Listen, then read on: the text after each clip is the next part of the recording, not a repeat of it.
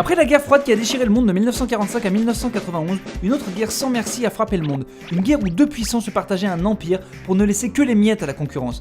Mais du jour au lendemain, cette guerre s'est terminée aussi vite qu'elle a commencé avec l'arrivée de la PlayStation, la machine de Sony qui a tout dégommé sur son passage pour devenir la reine du royaume jeux vidéo. Si t'as eu la chance de posséder cette machine, tu vas sûrement te souvenir de ces 10 trucs.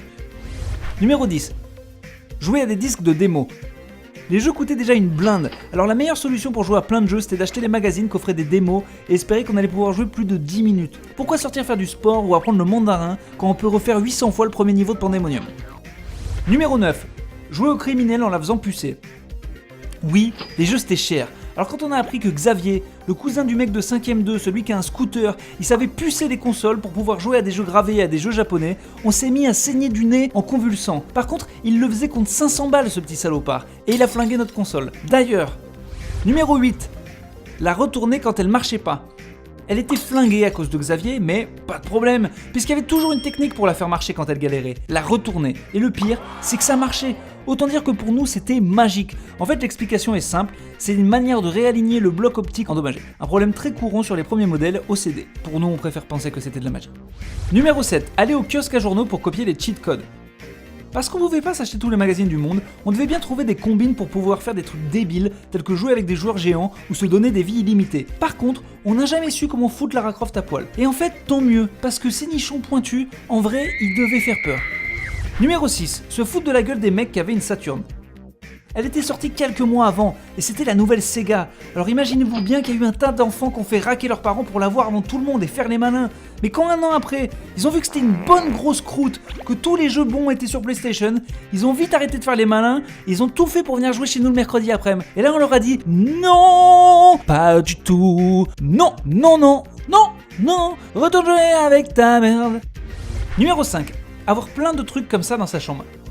Parce que bien sûr, ça suffisait pas, et qu'il était hors de question de perdre sa sauvegarde à Metal Gear. On avait aussi ce truc-là, et ce truc-là, parce que ces trucs-là, ils étaient pas qu'un peu fragiles, et fallait en prendre soin. Toute la chambre était un bordel monstrueux, mais les trucs de PlayStation, eux, ils étaient bien rangés.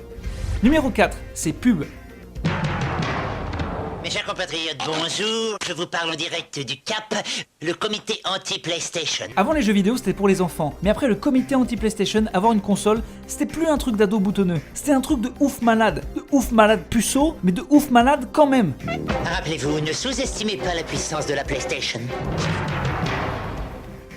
Numéro 3, trouver les graphismes hyper réalistes. Dans notre tête, maintenant, on pense que ça ressemblait à ça. Sauf que non, ça ressemblait à ça. Putain, ça fait mal. Numéro 2, ce son.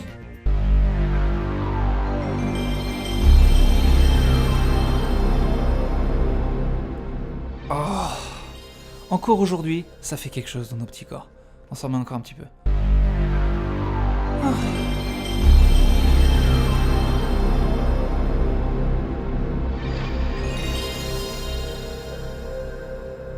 Numéro 1, les jeux. Tekken, Crash Team Racing, Tomb Raider, FF7, Crocs. Bon, peut-être pas Crocs. Enfin, quoi que Crocs, pas mal. Wipeout, il y en avait tellement. Allez, c'est bon, nous on se casse, on arrête cette vidéo, on va la rallumer tout de suite. On a autre chose à foutre. Voilà, on s'arrête là parce que la nostalgie c'est vraiment un truc de faible. En vrai, si t'es vraiment triste de l'époque PlayStation, c'est pas compliqué. Suffit de la rallumer. Et entre nous, on est presque sûr qu'au bout de quelques jours, tu vas retourner sur Steam ou sur ta nouvelle console.